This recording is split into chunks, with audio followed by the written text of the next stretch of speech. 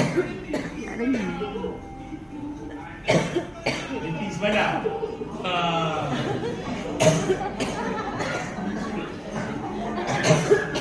Kenapa mok tak sembayang? Ada besar.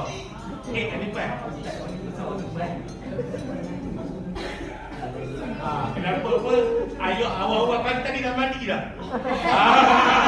Dia kata hanya yang tahu aja tahu.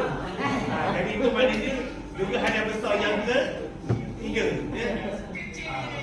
Jadi video ni sebenarnya kami buat bukanlah untuk terus mendarahkan masa hanya kecil hanya besar tu.